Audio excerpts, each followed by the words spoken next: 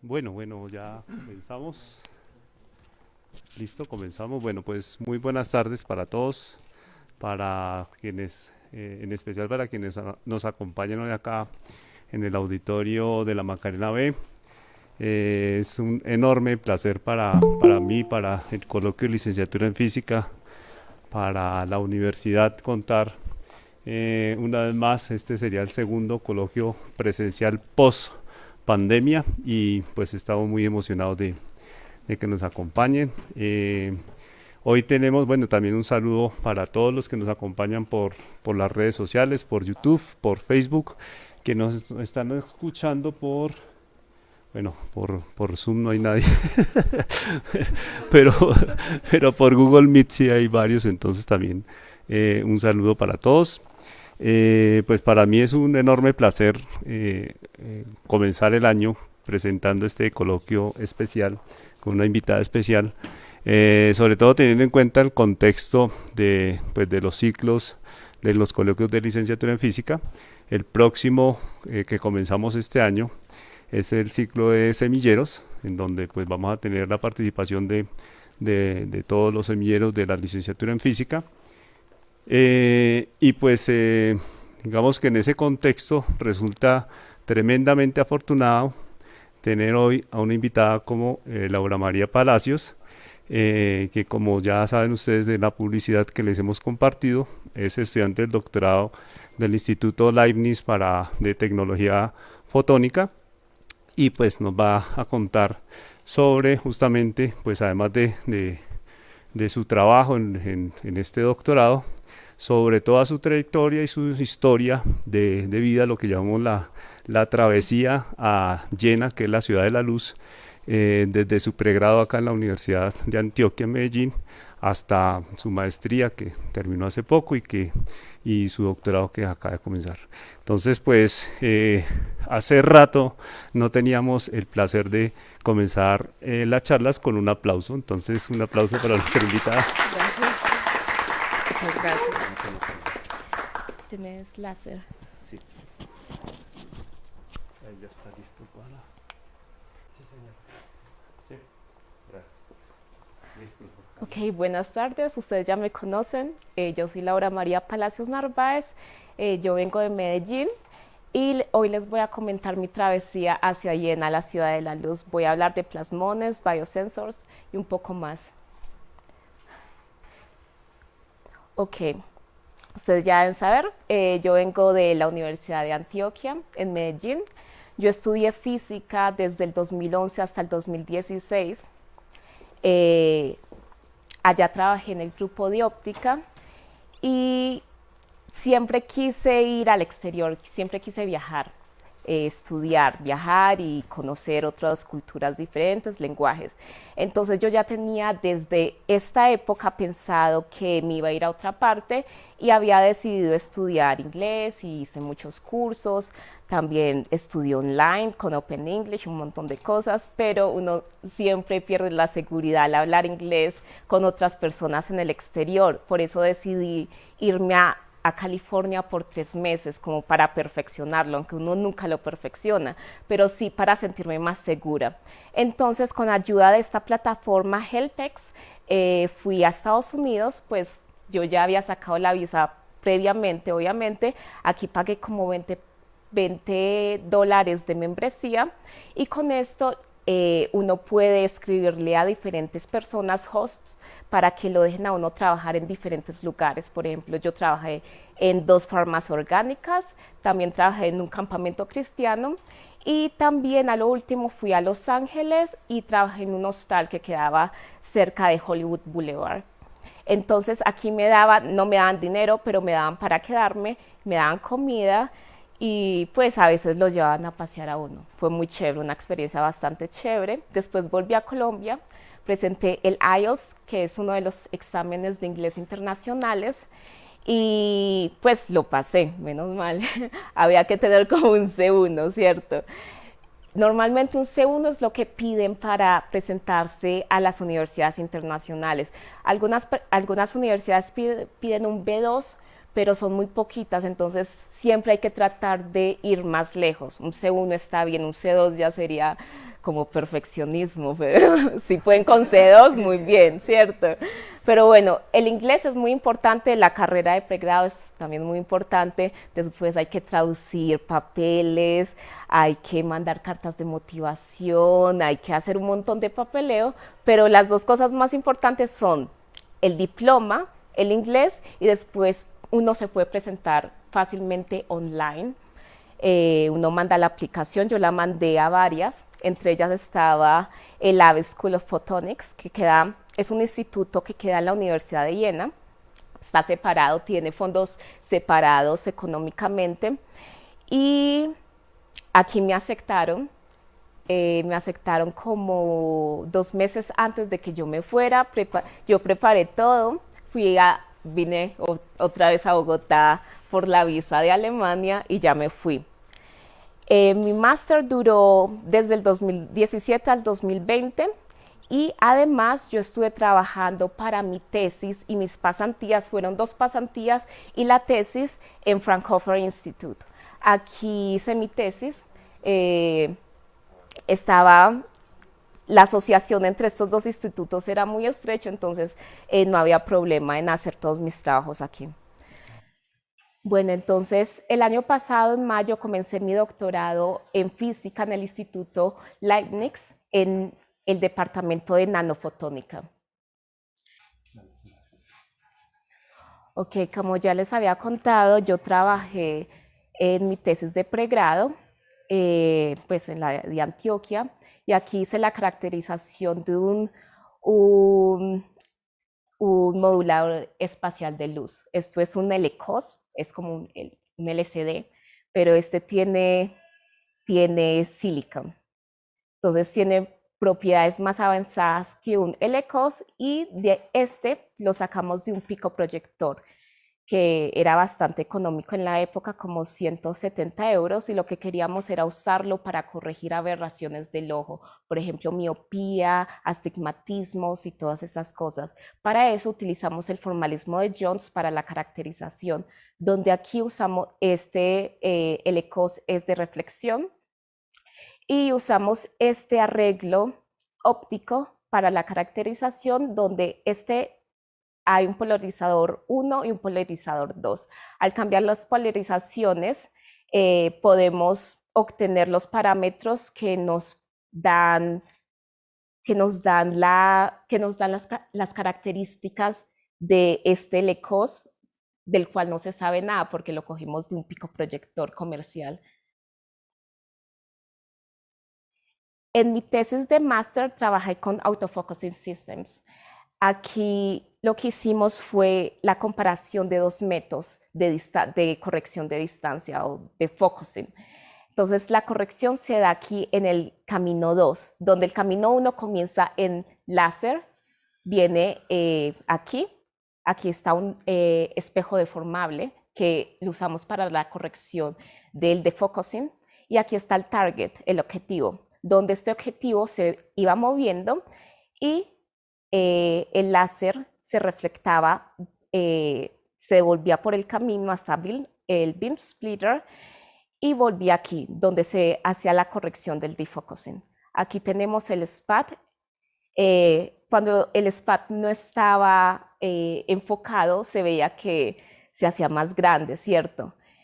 Y teníamos que la elipse, el espejo cylindrical lens que usamos para obtener este astigmatic method, cuando obteníamos esta elipse no estaba enfocado, el sistema no estaba enfocado, entonces como era un autofocus system, era un sistema cerrado, un loop continuo, donde si me decía, ok, aquí tenemos una elipse, no es un círculo, entonces el sistema iba de vuelta hacia un círculo donde sabíamos que teníamos un enfoque. Este es común, se conoce, es fácil de crear, solamente había que comprar el cylindrical lens, pero este era diferente. Aquí en vez de una elipse estábamos cogiendo un PSF que normalmente tenemos en un PSF solamente un SPAT, ¿cierto? Pero aquí tenemos dos porque usábamos un hologram. Y de esta forma, cuando los dos puntos estaban fuera del ángulo de 90 grados, teníamos que estaba en desenfoque. Entonces, el sistema siempre quería ir de vuelta a los 90 grados, que era enfocado. Entonces, este fue mi proyecto de tesis en Fraunhofer Institute. Bueno, Fraunhofer en Jena luce como esto, es uno de los institutos más grandes de Jena, de Bottenberg, ocupa varios edificios. Trabajamos más que todo la fotónica, pero en la aplicación hacia la medicina. Este es el grupo.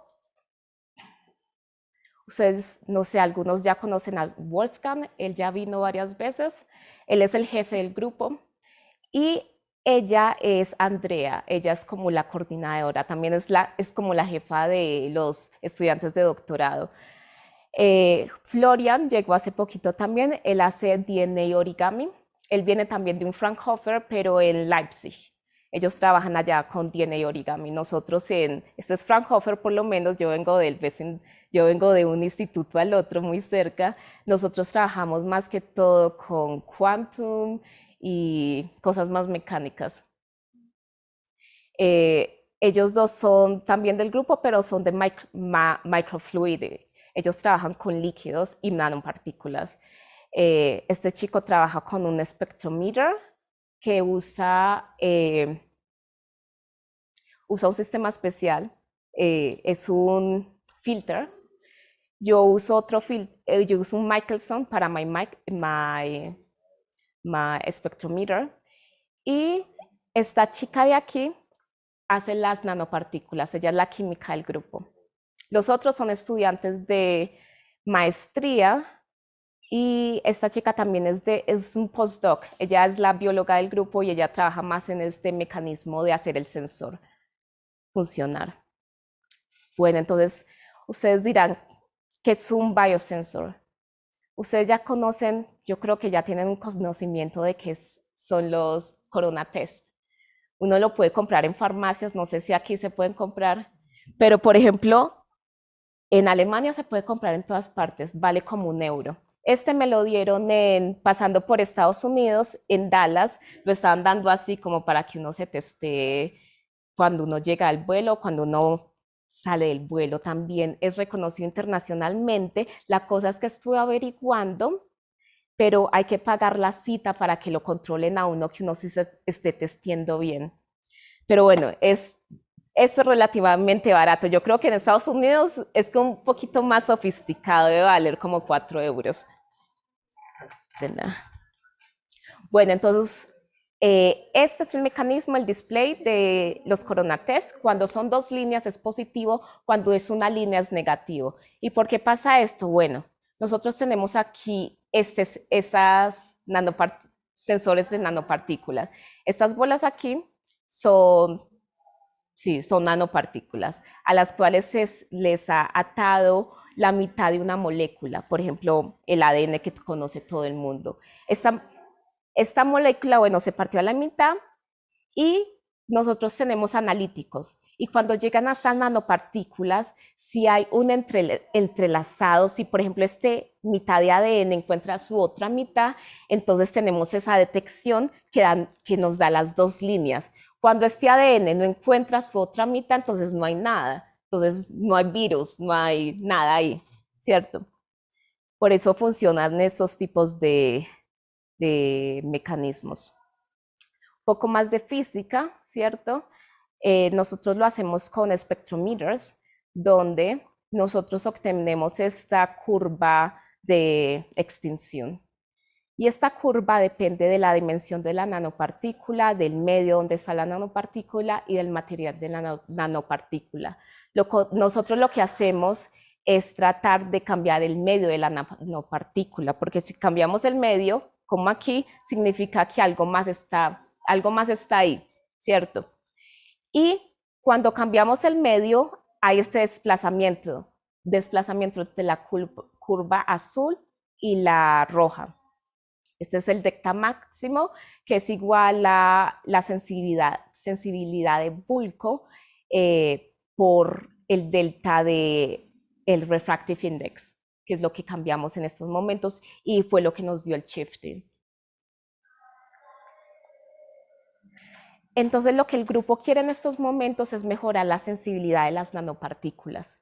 Y la sensibilidad cambia dependiendo del material de las partículas, la forma que tengan las partículas, y tenemos que el oro es la menos sensible, pero es la que más se utiliza porque es la más fácil, una de las más fáciles de fabricar. Y una de las más sensibles es la combinación entre oro y plata, donde se pone, por ejemplo, la primera bola, digamos, la primera esfera es de silver, plata, y la segunda, la que está alrededor de ella, es oro. También se puede al revés, pero el oro no se oxida tan fácil como la plata y es más, se puede trabajar mejor con ella. Bueno, como nosotros queremos mejorar la sensibilidad de las partículas, en este caso esta gráfica es para partículas individuales, pero nosotros tenemos la hipótesis de que al tener una agrupación de nanopartículas con una forma específica y cambiando los materiales de las nanopartículas, vamos a mejorar la sensibilidad, lo que nos va a generar un desplazamiento de pico mayor. Y eso es muy bueno porque nos está diciendo que no, a pesar de que no haya tantas moléculas, digamos ahí, nos va a dar una mayor garantía de que se va a detectar algo, lo que queremos. Aquí en el grupo usamos para la deposición de nanopartículas, en este spot hay millones de nanopartículas, miles, ¿cierto? Pero para esto usamos un piezo dispensing donde en una plaquita, como aquí, depositamos diferentes spots, y esto lo podemos medir usando, por ejemplo, en mi caso, yo uso el Fourier Transform Spectroscopy. Esto es Hyperspectral Imaging. Y lo que hace el Hyperspectral Imaging es que con este Michelson Interferometer, en toda la muestra, nosotros vamos a obtener en cada píxel el espectrum. Y esto funciona a base de Fourier Transform, donde aquí en el detector, a medida que se cambia el espejo 2, vamos a obtener el interferograma. Y a este interferograma se le aplica el Fourier Transform y obtenemos el espectrum de toda la imagen. Pero nosotros no queremos el espectrum de toda la imagen. Nosotros aquí tenemos el background, tenemos aquí las nanopartículas, es esta parte de aquí. Entonces lo que hacemos para obtener la extinción, que es la curva que la que vamos a analizar después, va a ser así: spectrum, esta parte de aquí, de las partículas sobre el espectrum del background, y después la extensión la calculamos aplicándole el logaritmo de la absorción. En la práctica usamos esta máquina, que es una máquina de estudio, no es comercial todavía. Esta máquina se hizo, CIOS hizo el Michelson, que usa esta máquina, y ChipShop hizo la parte donde se ponen los chips, que tiene un sistema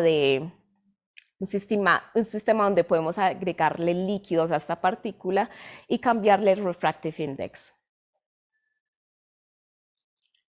Aquí lo tenemos para los chips que tienen diferentes spots.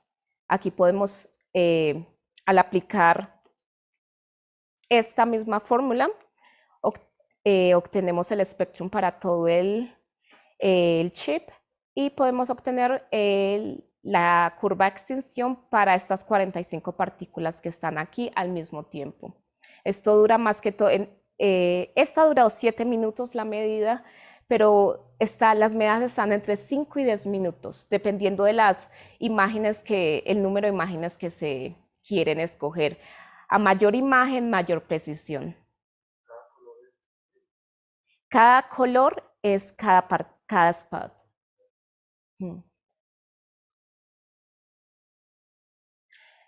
Este spectrometer es comercial, este no lo fabricamos nosotros, este se usa porque toma medidas de un punto en menos de un segundo. Utiliza un grating donde separa las diferentes longitudes de la onda en el espectro, que es este.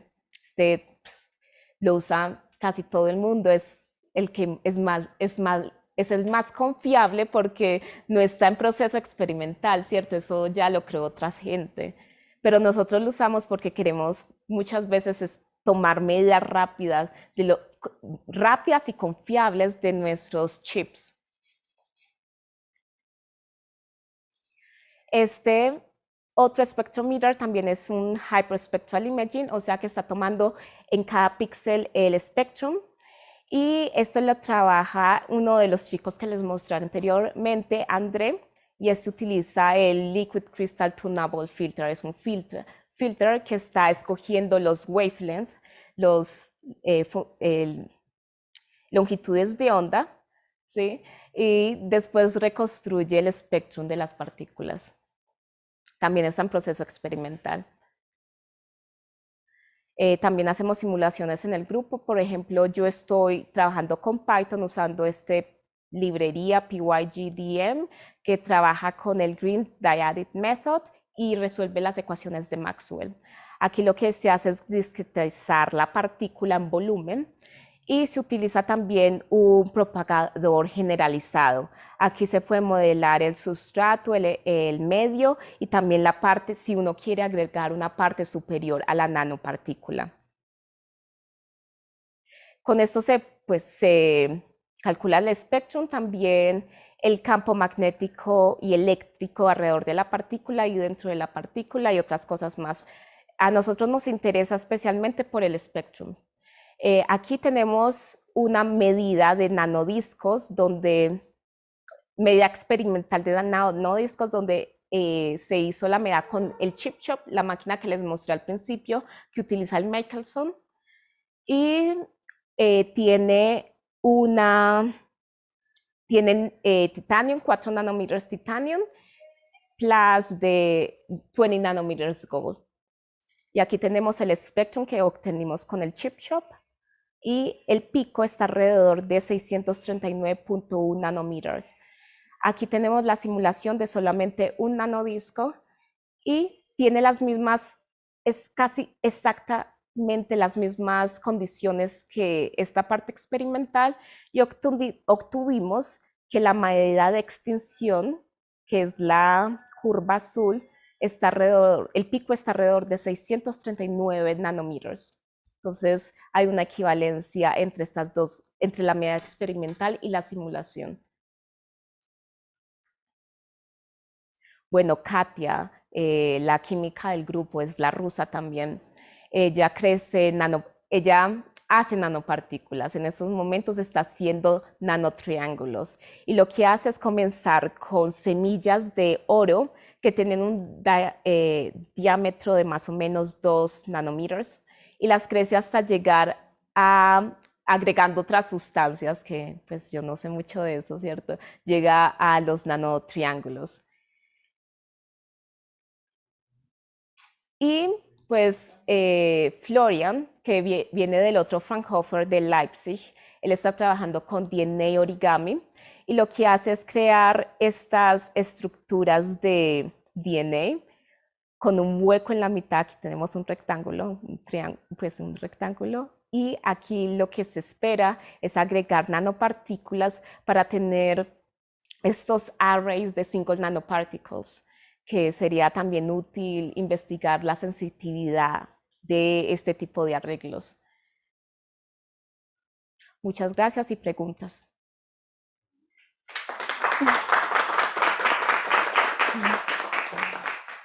Bueno, le damos prioridad a los que están en el auditorio a hacer las preguntas, todas las que quieran.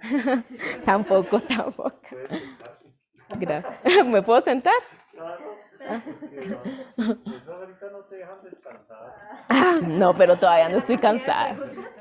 Dale. ¿Cuál es, o sea, en el laboratorio en el que estás, cuáles son tus responsabilidades?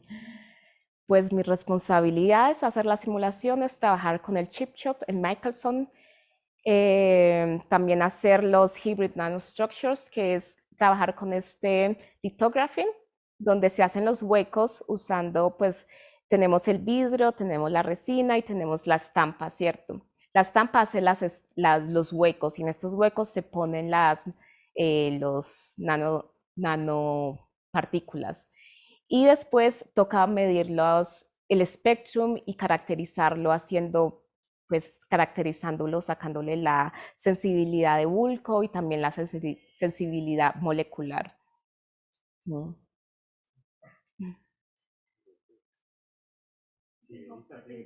Tengo varias. Cuando nos muestras las simulaciones que hacen, esas simulaciones, bueno, primero, ¿hacia dónde va enfocado el trabajo general de este tipo de arreglos? ¿Quieren que sensar? ¿O quieren estudiar simplemente la sensibilidad de qué partículas o qué formas y qué estructuras? ¿O están enfocadas hacia alguna detección en particular? No estamos enfocados en detección particular, lo que nosotros tenemos la duda, queremos estudiar es cuál arreglo es el más sensible, cuál partícula reacciona mejor. Listo. Y en ese orden, entonces, cuando tú nos muestras las simulaciones que hacen, cuando nos muestras las películas y las capas, ahí se pueden simular o han intentado simular algún tipo de medio o de sustancia que sea orgánica o que sea con algún carácter vivo, porque pues nos mostrabas el silicio, Sí. el oro, la plata, pero entonces no sé si han podido agregar... En la simulación agregarle ese pedazo de ADN, digamos. Por ejemplo, sí. No. Que es tan complejo. No, ni siquiera sabría si esto lo podría hacer. Yo creo que no, porque no está pensado biológicamente, está pensado físicamente para resolver las ecuaciones de Maxwell. Lo que podríamos hacer sí es agregarles refractive index del DNA. Sí, ahí podríamos hacerlo, porque solamente se le cambiaría, por ejemplo, aquí en el medio, el refractive index N2 y listo. Pero hay que saber exactamente qué refractive index tiene la molécula. Es muy difícil saber. Sí. Sí, cuando nos mostraste Pero seguramente sí se sabe. La cosa es que nunca he escuchado del refractive index del ADN. Nunca he escuchado eso, pero creo que sí se puede medir. Es que cuando nos mostrabas al inicio, pues que tenían una muestra con distintos analitos, Sí. entonces yo dije, oh, ok, o sea que de pronto pueden estar orientando Experimentalmente sí lo podemos medir, ¿cierto? Sí se ha medido. Sí. Sí, pero en la simulación no. Todavía no lo he hecho. Yo tengo una pregunta. Con eso último que mencionas, ¿qué tipo de métodos utilizan dentro del laboratorio para la misma caracterización de las muestras? Porque mostraste el barrido que se realiza con el interferómetro, pero pues digamos que más allá de eso, digamos, para medir las constantes dialéctricas. Constantes dialéctricas, nosotros no medimos constantes dialéctricas. Pero constantes, no. No, nosotros no medimos eso, nosotros solamente medimos spectrum y lo que se puede derivar de eso, pero eso no.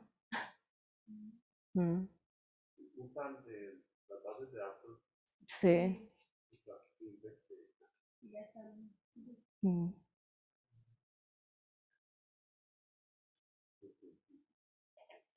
¿Más preguntas? Yo tenía otra. Voy a preguntar.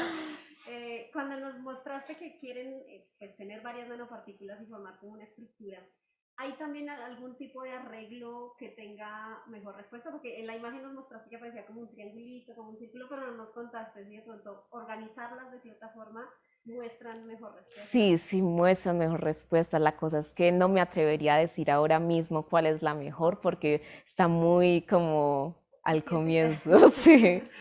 Okay. A ver. Con eso último que menciona Jimena, ahí me genera curiosidad es por qué hacen el crecimiento de la muestra en esa geometría en particular. En triángulos. Porque recordemos que La sensibilidad de los triángulos es mayor que la sensibilidad de las... Nosotros normalmente trabajamos con 80 nanómetros gold. No son tan sensibles, están alrededor de aquí, pero son fáciles de comprar, se pueden manejar muy bien y todo esto.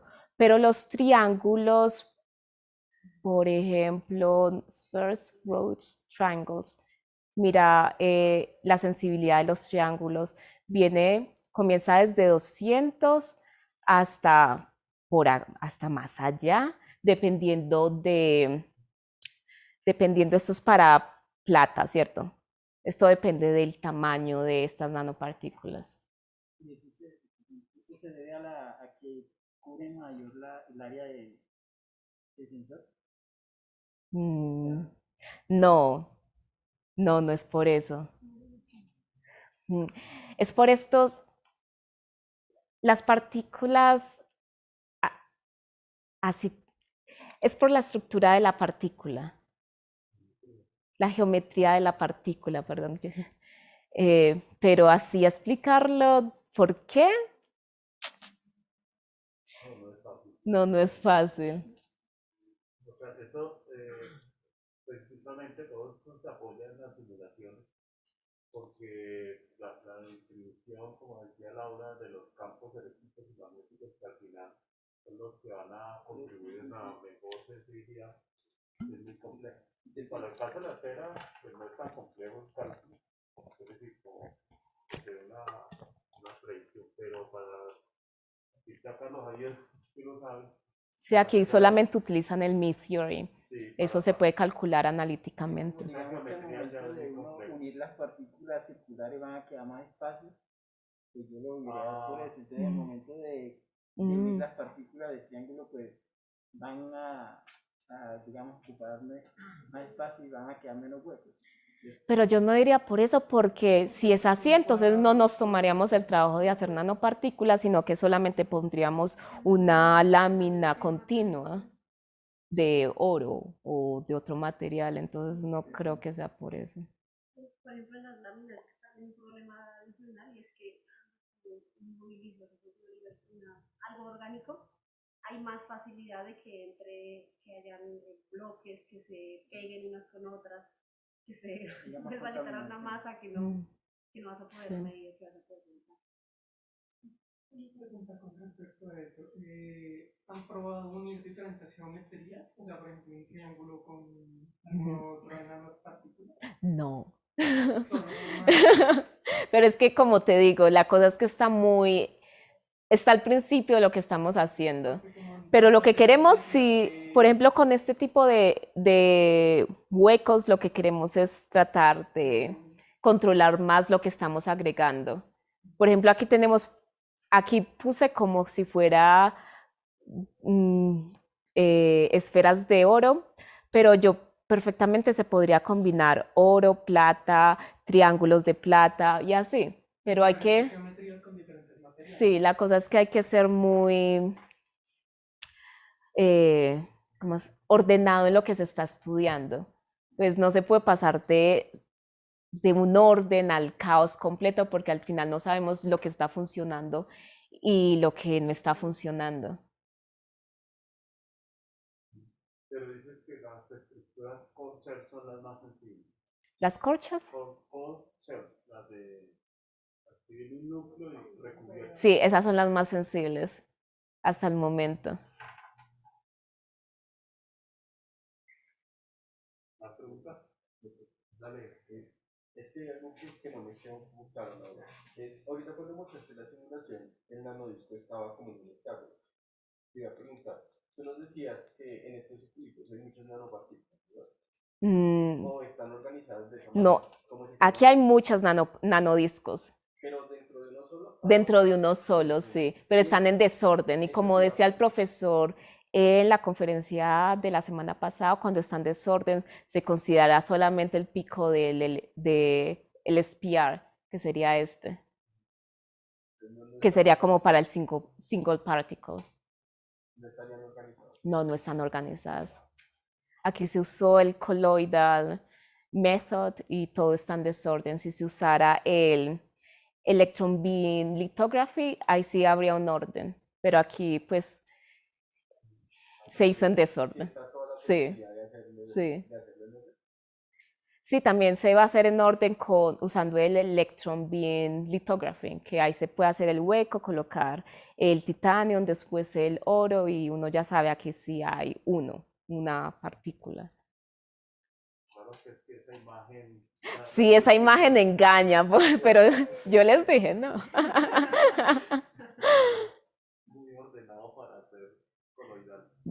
No, sí, pero es que solamente se está dejando el espacio, pero obviamente aquí dentro están los nanodiscos.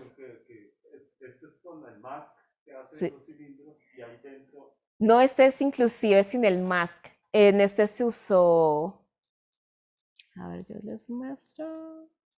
En este se usó la misma técnica que en esto, un piezo dispensing. Ah, estaba depositando las nanopartículas en... No, la cosa es que tenemos el sustrato, ponemos también el titanium, ponemos también una capa de gold. Después ponemos partículas de sílica, partículas individuales de sílica, y después se hace el etching de eso, donde los nanodiscos quedan donde estaba donde está la nanopartícula, después donde estaba la sílica. Después se quita la sílica y ahí quedan los nanodiscos. Aquí no se usó, perdón, este método. Se podría también usar. Pero sí es coloidal, entonces. Sí, es coloidal. Completamente coloidal. Por acá hay una pregunta en mí. Adri, si escuchas ahí, abre el micrófono y haz la pregunta. Yo se la repito aquí a Laura.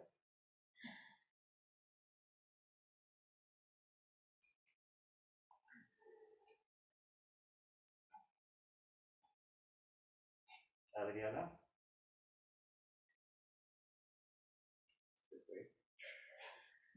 Tiene la mano levantada, ¿no? No está. Bueno, ahora Adriana. Ah, que se fue. Me cansó con la mano y se fue. Bueno, entonces... ¿Más preguntas por aquí? Tatiana, adelante. Mi pregunta es más personal. Entonces, ¿cuál fue el obstáculo más complicado que tuviste que superar y cómo lo hiciste? Y la otra es cómo fue ese cambio de perspectiva tanto en la cultura como en la educación ya en otro país. Y digamos, ¿qué consejos podrías darle a los que en este momento se encuentran finalizando su programa? Sí, bueno. Personalmente, lo más difícil que viví al principio fue la soledad, porque uno se siente solo, uno no habla el idioma, allá es alemán, uno solamente está hablando inglés en la universidad o donde uno está trabajando. Y afuera uno no entiende nada, ¿cierto? Uno no tiene tampoco muchos amigos, uno va a su casa, uno se queda los fines de semana solo porque no hay plan de nada, ¿cierto? Entonces llega como la soledad y después la depresión. Pero después cuando uno ya comienza a conocer gente, cuando uno ya tiene más planes, uno ya supera eso, ¿cierto? Pero diría que lo más difícil para una persona que se va a estudiar sola, sin familia, sin nada, es la soledad y la depresión. Pero yo creo que cuando uno ya supera eso, ya tiene mucho ganado porque uno va a ser un poco más fuerte de lo que fue antes. ¿Cuál era la otra pregunta? ¿Qué?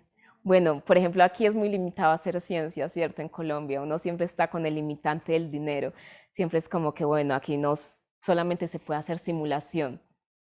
Pero cuando uno va allá y uno ve todas esas instituciones, universidades, y uno ve que la plata salta por todas partes, que los laboratorios... sí, que los laboratorios tienen de todo, ¿cierto? Allá también sufren por por plata, sí, aplican a proyectos, pero allá uno sí puede tener la esperanza de conseguir ese dinero a punta de proyectos. Sí, yo diría que aquí uno se siente limitado a comparación de lo que uno podría hacer por el mundo allá. Pero de todas maneras, es obviamente, uno también quiere ayudar a su país, no es que hay que hablar todo mal del país, pero sí hay que ser realistas de que aquí una persona que estudia ciencia, lo que le van a decir en la calle a uno siempre, a mí siempre me lo dijeron, es que usted quiere ser profesora, ¿cierto? Pero mi idea no es ser profesora, mi idea siempre ha sido como trabajar en una empresa tecnológica. Yo lo que quiero es hacer tecnología. Ser profesor, obviamente, es una labor muy buena, ¿cierto? Pero no es mi sueño. Y yo quería estudiar física porque yo amo la ciencia y porque yo quiero hacer algo con mis manos, no solamente transmitir conocimiento.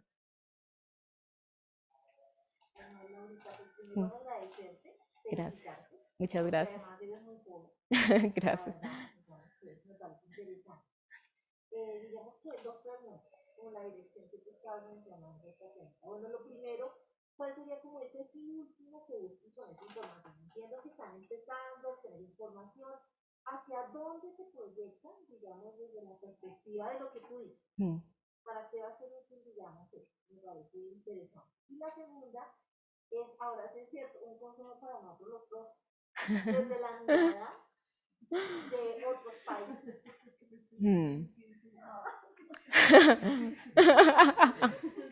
Bueno, como ya les decía, nuestra meta es hacer biosensors, que es como los test que se están haciendo para corona, pruebas de embarazo, todas esas las nanopartículas también se usan en los bloqueadores solares, eso se utiliza en muchas partes, ¿cierto?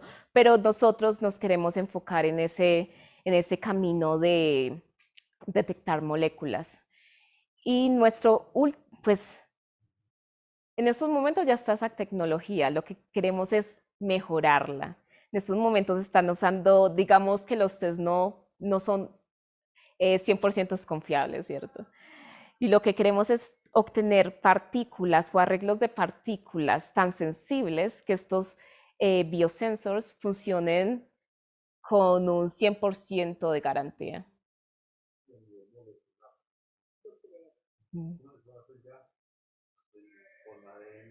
Sí.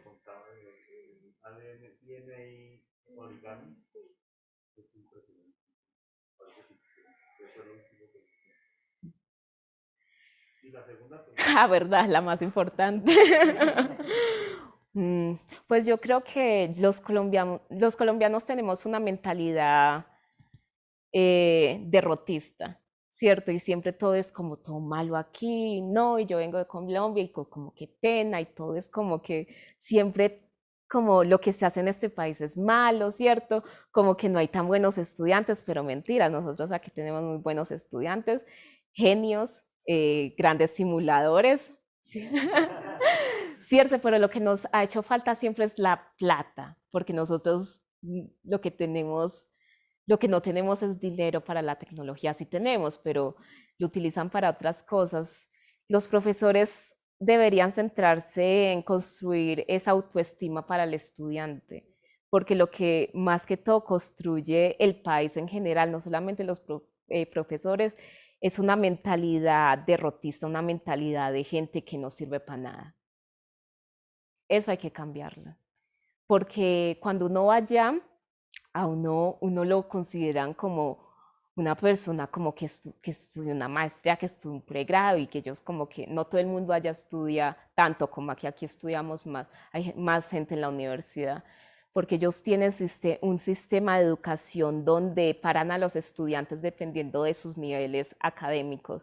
Por ejemplo, un estudiante no puede terminar el bachillerato si el profesor no considera que él es suficientemente apto para ir a la universidad. Entonces esas personas van a las escuelas donde, por ejemplo, un SENA, donde les enseñan a hacer cosas con las manos. Entonces ellos no esperan a que el estudiante termine, sino que los mandan al SENA, ¿cierto?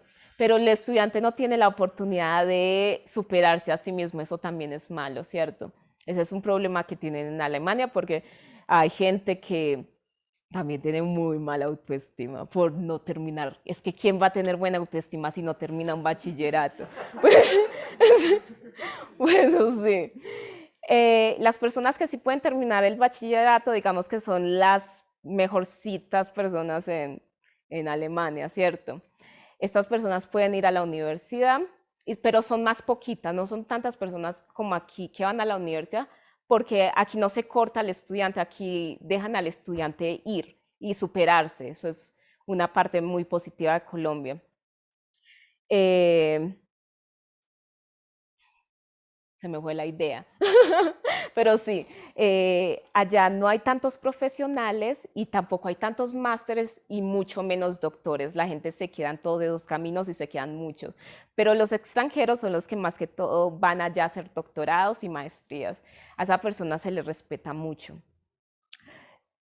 Aquí yo creo que no se le respeta tanto al profesional, porque tampoco es que nos den empleos que digamos que son que valgan tanto la pena, ¿cierto? Entonces muchas veces aquí haciendo cualquier otra cosa le pagan a uno más que haciendo una carrera profesional.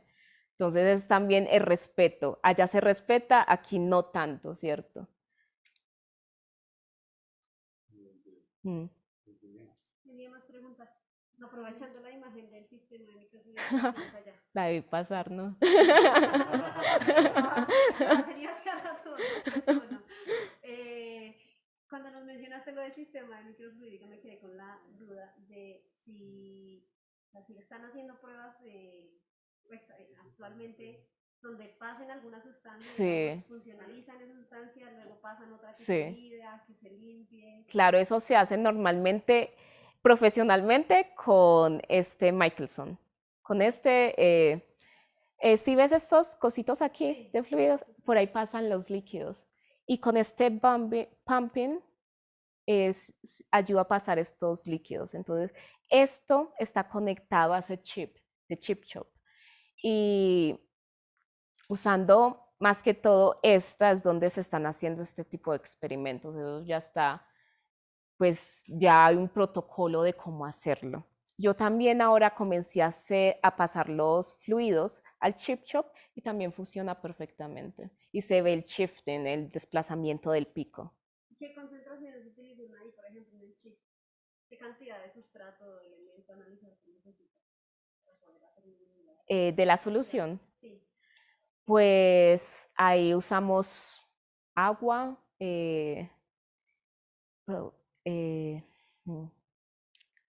alcohol, pero es que yo no soy química, entonces no puedo decir los nombres tan específicos que yo usé, pero yo usé agua y propanol, algo así. Sí, yo usé estas dos. Los refractive indexes para el agua era 1.33 algo y para el isopropanol era 1.35, era así. Entonces se pudo ver ese shifting cuando se pasaba el agua y después se pasaba el alcohol a las mismas nanopartículas. Tengo ahí una pregunta en YouTube, entonces, pero primero la ¿Cómo es un día de trabajo normal? Bueno, yo me despierto tarde, ¿cierto? No, pero bueno, a ver, yo me despierto como a las 8, ¿cierto? Me baño, desayuno, salgo, camino hacia el trabajo, son 40 minutos caminando, porque yo vivo en el centro y allá es más que todo en las montañas donde queda el instituto, se llama Pottenberg Campus. Llego como a las 10, algo así. Comienzo con simulaciones, leyendo correos también. Voy al laboratorio, hago pruebas con el chip shop, vuelvo a mi oficina, hago el image processing de estos resultados en Python. Alguna reunión que tengan organizado Wolfgang y Andrea, como a la 1. que dura como más que todo una hora, cosas organizacionales o también si alguien quiere presentar algo de su proyecto, por ejemplo, la última presentación fue la de DNA Origami que la presentó Florian. Y después voy al laboratorio de nanopartículas, donde se hacen las nanopartículas, preparo mi solución para ponérselas a estos huecos de litografía e ir al microscopio y medir el espectrum para estas partículas individuales. Este es Florian, él hace el DNA origami. ¿Quién más? Este es el que trabaja con el filtro, que filtra los longitudes de onda. Katia, que es rusa y hace las nanopartículas, ella es la técnica del grupo. Ella es la que maneja más que todas las partículas de oro y las pone en sus arrays. Y bueno, la bióloga que ya conocen. Los otros son estudiantes de maestría.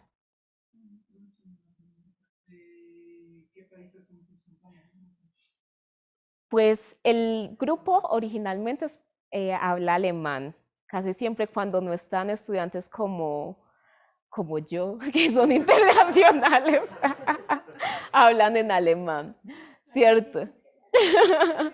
Pero por ejemplo, este chico de aquí es de India, este chico de aquí es de Nigeria, los dos son estudiantes de maestría. Esta chica de aquí es de Mauritius, que queda en África, pero es originaria de India. La familia es originaria de India, es migración. También hubo colonias allá. ¿Quién más? Esta chica es de Turquía, rusa, y los demás alemanes. Sí. También otra preguntita. A medida de tu carrera de maestría, por ejemplo, en maestría, ¿te has encontrado algún otro compañero como para maestría o para doctorado que también sea pues latino? Sí, muchos. Por ejemplo, en mi maestría nosotros éramos poquito a comparación de los indios y los chinos, porque los chinos era la mitad del grupo y la otra mitad del grupo era indios, y era un grupo de 60 personas. Entonces, el 50% indios, 30 personas indios, 15 personas, perdón, 30 chinos, 15 indios, y el resto era de todas partes del mundo. Y había una chica, Emma, dos mexicanas, uno de Ecuador, otros dos de España y yo, sí, que hablábamos español. Sí, hay bastantes, siempre llegan latinos. Hay una pregunta acá, Nick,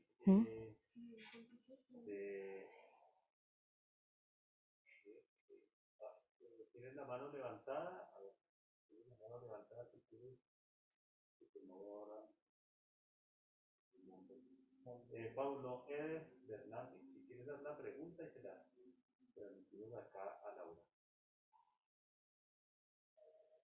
Yo te escucho, Laura, no, pero yo le transmito la pregunta.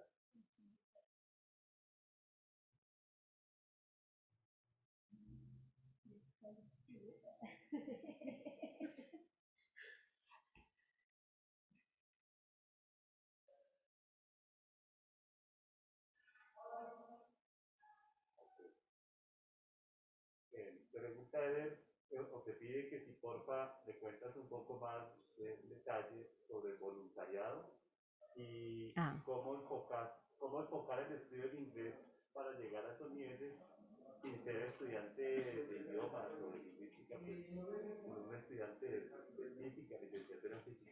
Bueno, a nosotros los físicos nos queda fácil, a estudiantes de ciencias nos queda fácil el lenguaje técnico, entonces nosotros ya tenemos esa parte.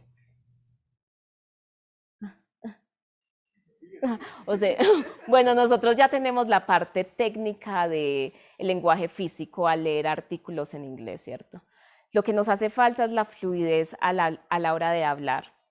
Entonces, lo que yo hice fue no tomar cursos específicos en física, lo que hice fue tomar un curso general de inglés.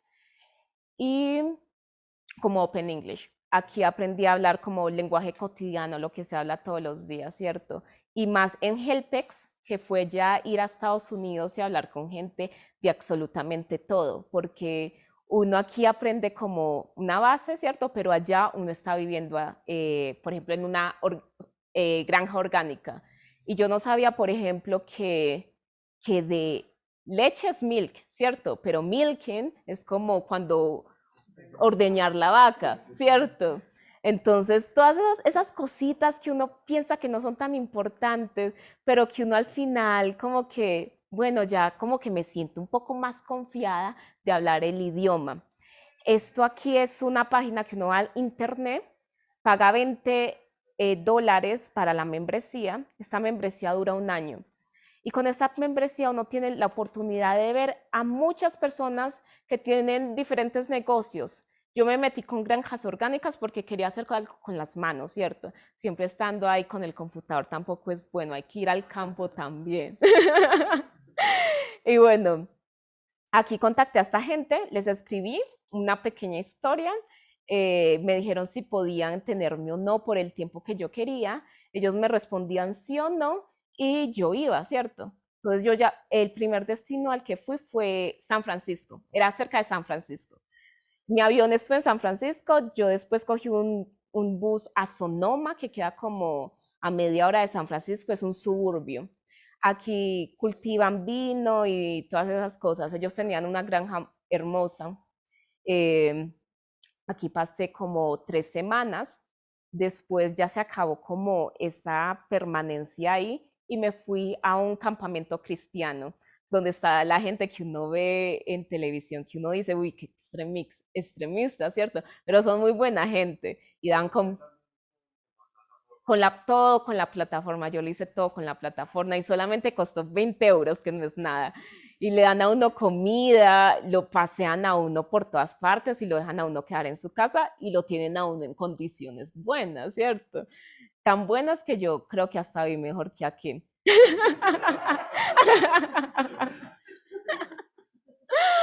Bueno, sí, ya 3 semanas aquí, después me fui a Fresno, que también todo lo hice en California, no me salí de ese estado.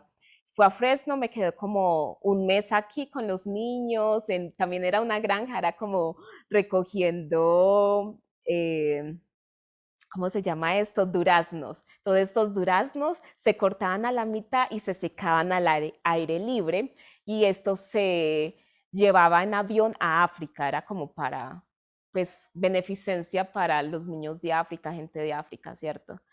Me encantó este lugar en Fresno, era la mitad de la nada, era un desierto ahí con unas casas ahí como que muy raro, ¿cierto? Pero la gente fue espectacular.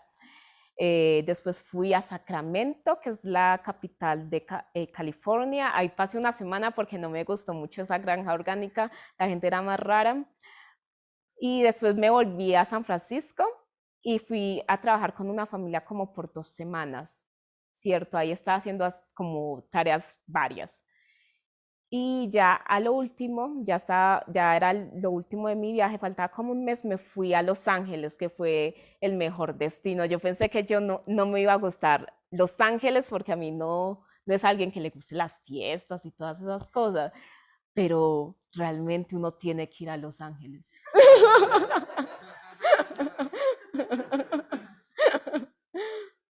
Sí. Y ya me devolví. Sí. Yo tengo una pregunta en cuanto a el proceso como posterior a eso y es como, o sea, la admisión en estas universidades, cómo es ese proceso para postularse al máster y pues después al doctorado. Bueno, el máster es más complicado, el doctorado solamente es cuando uno ya está allá, solamente es una entrevista. A mí me tocó por Zoom con Wolfgang y Andrea y a la semana siguiente me dijeron, eso pasó como 3 días, ellos tenían varios candidatos, pasó varios días, 3 días digamos, y me dijeron que sí, pero es que fue muy fácil la comparación de la admisión de la maestría, donde uno no tiene nada, uno no tiene el inglés, uno no tiene la traducción de sus documentos de la universidad, que son la historia académica y el diploma. Uno necesita carta de motivación, para el doctorado ni siquiera necesité eso. eso fue más que todo como un trabajo donde uno aplica, porque yo encontré el doctorado a través de LinkedIn. Entonces envié mi currículum y también envié también una como carta, cover letter, que es como algo como de motivación, porque uno quiere estar ahí, pero fue muy sencillo. Para la maestra también te piden que, pues sí, eso es lo básico. El IELTS, TOEFL, traducción de documentos de la universidad, carta de motivación. Esas tres es básico. Después uno ya va a internet. Hay muchas páginas donde encontrar maestrías. Yo lo encontré, no, yo creo que yo solamente lo googleé, ¿cierto? Yo quería algo experimental, física experimental, y le atiné a eso. Vi Viena, que es la ciudad de las luces, es muy famosa por la óptica. Me gustó, daban también beca, entonces apliqué ahí. Me seleccionaron después de como 2 meses, creo que se demoraron para eso, y listo. No, no se presenta examen. Pero la cosa es que una carta de motivación buena, sí, ese es como el examen. Y también la historia académica les ayuda mucho a escoger quién sí, quién no. ¿Tenías un promedio alto? Sí. Pues no supe, 4.2 creo que me quedó al final. Cartas de recomendación. Ah, cartas de recomendación. La cosa es que aquí, en Iena, si uno daba las cartas de recomendación, te consideraban para la beca. Pero si no las daban, no importa, podías también pasar así, pero sin beca. Entonces, ¿verdad? Las cartas de recomendación son importantes. Era un porcentaje. A mí me dan 400 euros al mes, pero yo me gastaba, digamos, 600 euros al mes. No, porque mis papás me dieron como esa parte para vivir un año y yo al otro año ya estaba en Fraunhofer haciendo mi pasantía donde me estaban pagando. Entonces como que ahí no hubo mucho sufrimiento porque yo realmente nunca trabajé aparte de mi maestría. Y tampoco era mucho realmente. Uno puede vivir con 500 euros al mes. Había un estudiante de Nepal, cierto, que lo conocí allá y él dijo, él ha estado muchos años en Alemania y él dijo que vivía con 500 euros al mes. Y para los padres sale mucho más barato 200 Claro. euros al mes que tener cosas con Colombia. Sí, sí, es mucho más barato, sí que saliendo mucho más barato. Ah. Vamos a despachar esa Váyase, no vuelva. Había una pregunta, perdón. Pues relación con tus padres y demás en cuanto a todo el tema de irte y demás. No se ha limitado nada. No, mis papás son extremadamente frescos. Sí, mi mamá iba a visitarme una vez al principio, pero yo también vengo casi todos los años a visitarlos a ellos. Pero mis papás también son muy frescos en el término de que ellos se alejan, se saben alejar fácil y no sufren.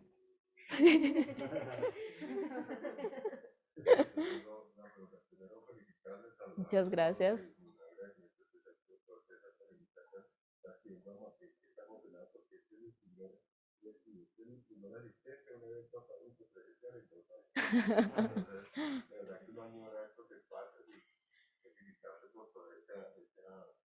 Muchas gracias.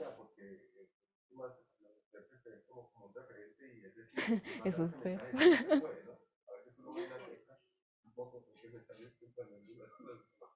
Como a veces de la prensa como que eso es algo imposible y resulta que no, es parte de la posibilidad, las oportunidades están ahí, hay que aplicar. Sí. Resalto algo que mencionaste el tema de las cartas de presentación, sobre todo de los profesores que han sido parte del proceso de investigación y el proceso de formación de los estudiantes. Mire, eso es fundamental. Prima más una carta del profesor director del grupo de investigación que no hay un directivo, un rector, entonces, sí, eso es verdad. Pero la importancia de pertenecer a grupos de investigación, o sea, si yo les hago ese llamado, Esa es la puerta a las oportunidades. Sí, se me olvidaba decir esa parte, porque yo en la de Antioquia, yo en mi tesis trabajé, fui joven investigadora, también me pagaban ahí por hacer investigación cada mes. Y mis cartas de recomendación salieron de mi profesor de tesis, que era de ese grupo de investigación, y otro profesor también de ese grupo de investigación. Pero no te he hecho la pregunta. Perdón. Primero las flores. La pregunta es sencilla. Si adicional a la beca que te dan allá, tú aplicaste esos programas a través del ICETEX, hay unas becas también a través del Colfuturo, hay otras también de ciencias, de jóvenes investigadores. Tú aplicas como joven investigador. Entonces, sí, aparte, aplicaste un recurso adicional. Yo no apliqué, yo sí apliqué, pero para otra universidad, apliqué a Colfuturo. Yo había pasado a una universidad de Holanda que se llama Universidad 20. Sí, no sé, bueno, sí. Y yo estaba muy emocionada, pasé, ¿cierto? Era la primera vez que pasaba algo. Los primeros papeles que envié, los primeros papeles que envié fue a esa universidad y fueron los primeros que respondieron. Entonces uno al principio cuando lo aceptan algo no está como, wow, sí, yo pensé que no me iban a aceptar y mira que sí lo aceptan a uno. Al final me aceptaron como a 6 universidades. Me aceptaron a una de Italia, a una de Lituania, a 2 de Alemania y a esta de 20, ¿cierto? Pero en esta universidad de 20, en Holanda hay que pagar la universidad. Cada mes, cada año valía 25.000 euros. Sí, era una broma, ¿cierto? Pero yo hice el esfuerzo de aplicar a Colfuturo, de todo eso. Y Colfuturo no me aceptó nada, ¿cierto? Pero menos mal que no me aceptó nada porque hubiera terminado súper endeudada. Y en Iena, realmente, yo terminé mi máster y tenía plata ahorrada. Y con esa plata ahorrada pretendía ir a Asia como por 6 meses, quedarme ahí haciendo nada, ¿cierto? Viajando. Pero pasó lo de Corona, ¿cierto? Eso fue el año pasado y me tuve que volver aquí a Colombia como para estar por lo menos con la familia, ¿cierto? Pero Iena a mí me ha dado absolutamente todo. Uno ahorra plata al final de la carrera, porque yo trabajé en Fraunhofer. Si ustedes tienen la oportunidad de hacer su tesis en un instituto fuera de la universidad, háganlo, porque ahí es donde se gana plata, haciendo el trabajo que uno de todas maneras tiene que hacer. Hay 2 preguntas o una por YouTube. Daniela, ¿y tuviste otra por Zoom? La YouTube preguntan, ¿tienen en tu grupo algún tipo de trabajo con nanopartículas más proteínas? Las proteínas son el ADN y todas esas, sí, eso es lo que se hace diariamente. Sí, esos son los sensores que estamos haciendo y desarrollando. La otra es, pregunta Jenny Romero, que la facilidad del ingreso al doctorado fue porque ya te conocían, o en No, general el proceso de ingreso al Leibniz es más sencillo que el ingreso al máster. es mucho más sencillo el doctorado, porque no es que me conocieran, pero es que yo ya estaba ya viviendo. Yo ya tenía experiencia, yo ya había hecho el máster en la universidad, en la Universidad de Iena, había trabajado en un instituto que es vecino a Leibniz, entonces como que no me conocían directamente, pero creo que pensaron que al haber estudiado aquí y trabajado allá, mis antecedentes eran lo suficientemente buenos para trabajar en Leibniz. Y también pregunta si la beca del doctorado es suficiente para vivir allá, si hay como alguna distinción entre el máster y el doctorado, pues La cosa es que en el doctorado ya no te dan beca. En el doctorado te pagan el 50% de lo que le pagan a un trabajador con el mismo título que uno, pero ya graduado del doctorado. Entonces, a mí me estarían pagando al 100% 4.000 euros al mes, pero me están pagando 2.000 euros al mes, menos los impuestos que le toman a uno, que al final le quedan a uno como 1.500 al mes. Es totalmente suficiente, porque yo pago en renta y servicios 400 euros al mes y vivo completamente sola. Comida, unos 200 euros al mes. Transportes no, yo no gasto en transporte porque camino. Y ya, y como lo que uno se quiera comer por ahí aparte, entonces uno ahorra mucho también al mes. Y Iena es barata, ¿para qué? Y la comida también es más barata que en Colombia. Diferencia en comidas, y por ejemplo también con las temporadas de invierno, verano y demás allá, ¿cómo lo has sentido? Pues uno se acostumbra, ¿cierto? Pero en comida no tengo ninguna diferencia porque yo no, si extraño algo es como la arepa, la empanada, ¿cierto? Como que no lo puedo conseguir allá. Y eso que allá venden el harina pan. Ese harina pan a veces lo compro en la tienda arábica, no sé por qué la venden ahí. Pero uno puede comprar el harina pan y hacerse sus arepas y lo que quiera con eso en la tienda arábica. Entonces, eso no lo extraño. También, pues lo único que extrañaría es como las empanadas. Eso siempre cuando vengo a Colombia siempre trato de comerlo. Pero como colombiano yo creo que uno no extraña comidas en particular porque uno está acostumbrado a comer lo que quiera. Lo que sí veo es que los asiáticos, los mexicanos, ellos sí extrañan su comida demasiado, ellos sí sufren por su comida, pero los colombianos nunca sufrimos por nuestra comida. Eh, los cambios climáticos, uy, eso sí es duro, ¿cierto? Pero lo bueno es que allá tienen calefactores en la casa y en todos los edificios que uno va, uno sufre es cuando va a la calle, ¿cierto? Pero al final uno también se acostumbra, uno tiene chaquetas, guantes, leggings debajo de los jeans, gorros, uno tiene de todo como para soportar eso. Yo lo he soportado casi 5 años.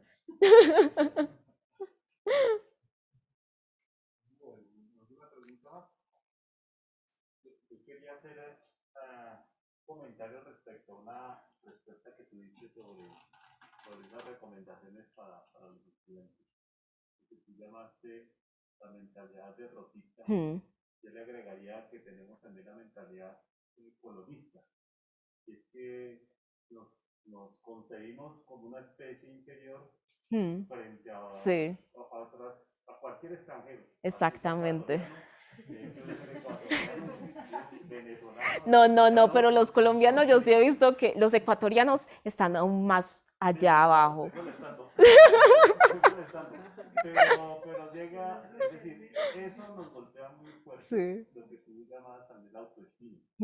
Y esa mentalidad que acá en nuestra universidad, yo te lo comentaba en estos días conversando, es algo con lo que tenemos que trabajar muy duro y es que nuestros estudiantes se la crean. Es decir, que esas oportunidades que tú estás contando y todas las más que hay, porque hay montones, son para ustedes, son para ellos. O sea, no es para el, no es, yo no me veo en esa, no, eso, ya qué horas, yo no soy, esto es para otros. No, eso es algo que tenemos que, y nosotros trabajamos acá, los profesores, muchísimo en esa labor de que se la crean porque fue muy bueno. Claro. Y van y se miden en otras esferas, en el exterior, y quedan encantados del trabajo de los colombianos, porque como tú decías, acá estudiamos más, ¿sí? Acá más competitivo el asunto, y realmente el nivel académico de nuestros estudiantes cuando van al exterior es muy bueno. Es decir, no les da para sobrevivir, les da para ahorrar. Sí, es verdad, da para ahorrar, por lo menos en Alemania, que uno no se endeuda porque la educación es gratis. Allá uno no paga por la universidad, uno está pagando es por el transporte que le llaman Tosca, que uno paga 220 euros semestral, pero eso es para usar sin pagar el tren o el tranvía o el bus. Entonces uno ni siquiera paga, uno no paga, uno entra, ¿cierto? Hay otra cosa importante porque aunque uno sea muy buen estudiante, aunque uno tenga las mejores notas del mundo, si ustedes no saben inglés, no pueden hacer nada, no pueden soñar ni siquiera.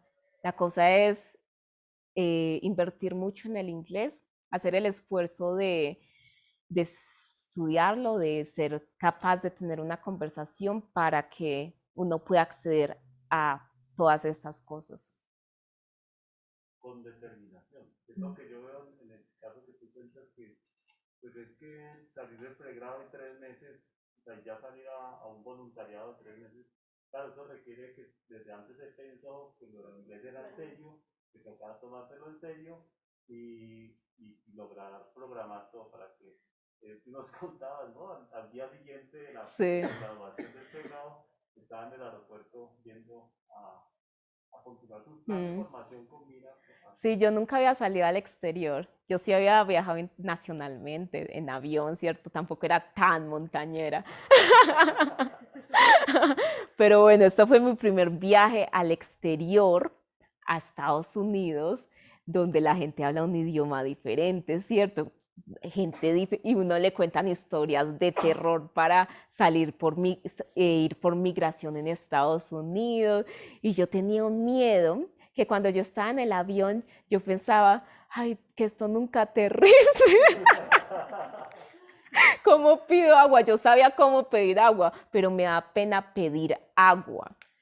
Entonces, como el miedo es tan intenso, en uno no podrá saber, pero si uno no es capaz de decir, yo quiero agua o cuánto vale el agua, estamos en nada, y esa era mi situación en ese momento. Entonces, por eso yo quería irme, para quitarme la vergüenza, la pena, porque mucha gente tiene una personalidad muy chévere y ellos van y ellos hablan con todo el mundo y ellos son como el alma de la fiesta. Esa gente no les pueden aprender inglés aquí, allá, donde sea, igual.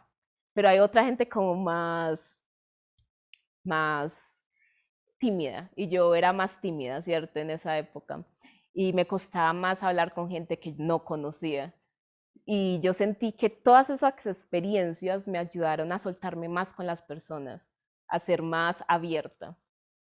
Bueno, pues ya tenemos tenido casi una hora de preguntas.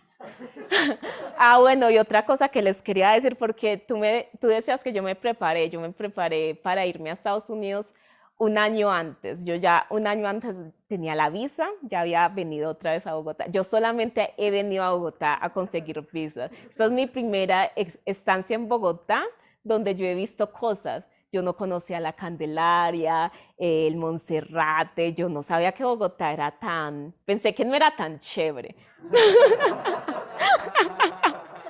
Porque en Medellín siempre dicen, no, Bogotá, ¿para qué no? ¿Para qué uno va?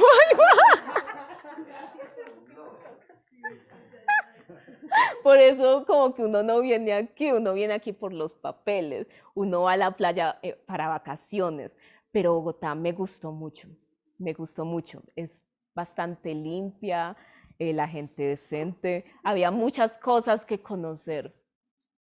Me gustó, no me decepcionaron. Bueno, yo me preparé un año antes, yo saqué la visa, vine a la embajada, me la dieron, no sé cómo. Pero bueno, en esa época creo que era un poco más fácil. Además, mis papás son profesores también de colegio, entonces tenían como buena historia. Y mi familia tampoco nunca se ha quedado como en Estados Unidos. Yo no tengo familia en Estados Unidos. Hay problemas cuando uno ya tiene familia en Estados Unidos y esta familia llegó ilegalmente, entonces ya lo tienen a uno, aunque uno no lo hizo, ya lo tienen a uno señalado de que seguramente también se queda. Entonces a mí me la dieron muy fácil. A la semana siguiente ya estaba mi pasaporte en mi correo. Pues yo tampoco tenía pasaporte. Primero saqué el pasaporte, obviamente, después fui a la de la visa, me dieron la visa, consulté este programa de HELPEX, esto me duró. Yo no sabía qué hacer, porque había muchos programas en Estados Unidos para aprender inglés, pero esto costaba como con escuela, alimentación y todo eso para quedarse allá, esto costaba también unos 25.000 euros al año. Pero yo no tengo toda esa plata, pensé, yo tengo 20 euros para pagar mi membresía en HELPEX y escribirle a esta gente y que me acepten allá. Y yo allá, cuando estuve, hablé todo lo que pude para perfeccionar mi inglés, porque si uno va allá y no habla, tampoco hizo nada. Lo que hay que hacer es hablar y hablar y hablar y hablar, aunque a uno no le nazca, pero hable. Bueno, No sé si tienen alguna pregunta más. Alejandro, adelante. Si de pronto tienes algún libro, revista o temario, no más que temario, de pronto como alguna página que recomiende. Para aprender inglés. Pues digamos, para aprender inglés, óptica o digamos, como para seguir como esa línea. Bueno, para aprender inglés yo les recomiendo que se vean su programa favorito de televisión en inglés. Esto siempre funciona. También aprendí alemán así. Netflix veía mis programas, los que más me interesaba en alemán, y uno quiere captar el tema porque a uno le interesa, entonces uno como que uno aprende más rápido. Entonces, esto es fijo para la escucha y también después para hablar, mucho escuchar. Escuchar es importantísimo. Entonces, yo me vi el Big Bang Theory en inglés. ¿No se acuerdan de la serie? Bueno, sí, véanse todas las series que puedan interesantes en inglés, lo que a ustedes les gusta en inglés o en el idioma que quieran estudiar. ¿Y qué era la otra pregunta? De óptica. De óptica. Pues yo diría que vayan a la página del instituto de Leibniz Institute. Ellos tienen en la página de inicio todas las cosas nuevas que han salido de óptica. Y además, si ustedes quieren aplicar aquí, también sería bueno saber qué están haciendo ellos. Y no solamente lo que están haciendo ellos, sino que ellos también publican lo que están haciendo los demás institutos.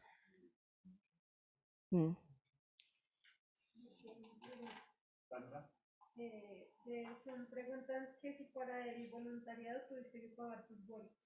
Pues claro, eso sí, tuve que pagar, pero de todas maneras salía más barato que pagar el año de inglés de $25,000. Pero sí, los vuelos a Estados Unidos no son caros realmente, son 500 euros, dólares, sí, no son caros. A comparación de ir a Alemania, eso sí sale mucho más caro, es casi el doble. Uno puede encontrar vuelos a Estados Unidos a 300 euros, dólares.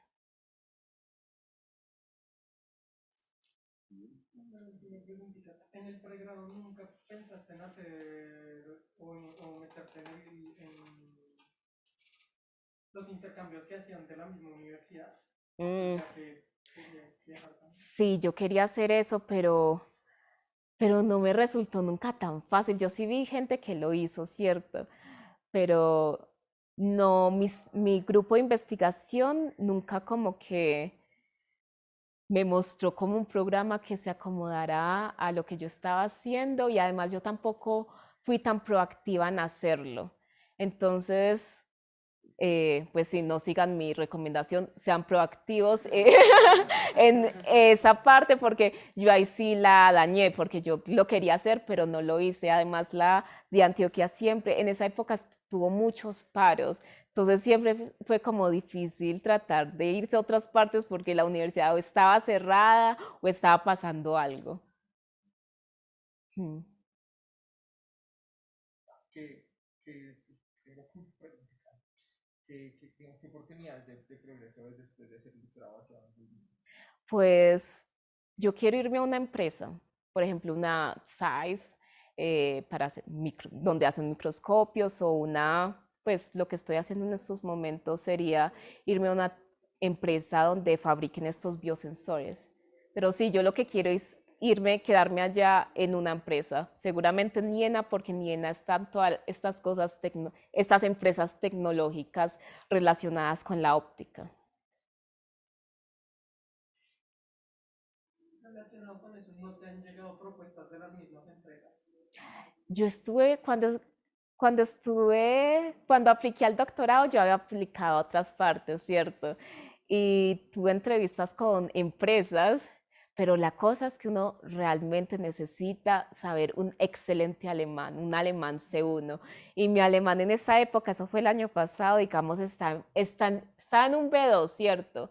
Yo el año pasado también, pues yo pasé el primer filtro, pero no pasé el segundo, ¿cierto? pero yo creo que era por el alemán y tampoco tenía ningún tipo de experiencia laboral. Entonces, cuando uno hace un doctorado también, eso aplica para experiencia laboral, ¿cierto? Y ya también te da como un tiempito para mejorar, perfeccionar tu alemán, y eso es lo que estoy haciendo en el momento. Yo comencé, bueno, yo me di cuenta de esto, entonces acepté el doctorado y también me metí también a un curso de alemán online que se llama Lingoda, donde uno tenía que por 2 meses hacer 1 hora de alemán todos los días, tomar como 1 hora en vivo todos los días con profesores de allá. Solo hice 2 meses, inclusive fines de semana, eso fue durísimo, pero la cosa es que valía 390 euros al mes esas clases, carísimo, ¿cierto? Pero el beneficio era, si uno lo hacía todos los días, uno llegaba a tiempo, ¿cierto? Y todo funcionaba perfectamente, te devolvían la plata al final. A mí me la devolvieron. Entonces me devolvieron casi 800 euros y estudié gratis por 2 meses. Todos los días fue difícil. Obviamente uno no quiere estudiar todos los días alemán, pero si uno sabe que a uno le va a servir eso para la vida, para el futuro, uno lo tiene que hacer. Bueno, ¿dejamos descansar a Laura? ¿O? Bueno, Laura, pues un enorme agradecimiento, un aplauso. Muchas gracias. Muchas gracias por tu charla, de verdad que muy provechosa para todos. Qué bueno, muchas gracias por la invitación. Los que se la perdieron la van a poder escuchar porque sé que hacer de... Nada mejor que el testimonio propio, que la cantaleta cantona de los profesores. Entonces, nada mejor que el testimonio propio, así que mil gracias. Laura va a estar todavía esta semana por acá, Dios no lo va a dejar en paz. Tiene su estancia de 2 semanas que termina el viernes. Si alguien está interesado en alguna reunión, algo ya muy particular para conversar, pues pronto molestamos a Laura en una reunión de estas partes. Ya nos advirtió que antes de las 10 de la mañana. Ni me llamen. Sí, por favor. De verdad, de parte de la licenciatura en física de la Universidad Distrital, agradecerles su primera instancia ahora por ofrecernos la conferencia, pero a ustedes por además acompañar a la profe Pilar, que estas vacaciones muy queridas nos acompaña, al profesor Alexis, el director de la Oficina de Internacionalización que presenta. Ajá. Hola. Y pues también para que, ya que hablaban de movilidad y todas estas cosas, pues si no lo conocían, ahí tienen a Alexis. Lo conocía por nombre. Pero Querido, sí. Amable, diligente, de manera que pues se vino y nos acompañó. Y los esperamos, entonces vamos a continuar con el ciclo de conferencias a partir de ahora acá en este auditorio. Con estas transmisiones iremos moderando poco a poco hasta dejar de pronto retornar completamente a, pues es decir, las ganancias de la virtualidad no las vamos a perder, como el hecho de que podemos tener inmediatamente el archivo disponible en la red de estas conferencias, pero pues es decir, la interacción sí es mucho más cómoda, mucho más agradable cuando ustedes hacen las preguntas a práctica, ¿no? Sí.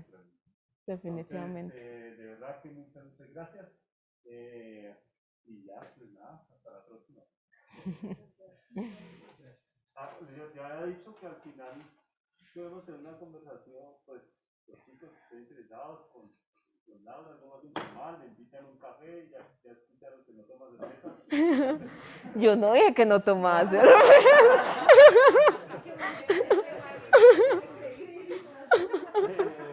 Pues como para hablar más, pues igual ha sido bastante abierta e informal la conversación al final, Sí. pero si se siente más cómodos hablando en la intimidad, pues entonces bienvenido. Muchas gracias, Laura. De nada. Bien, acabamos.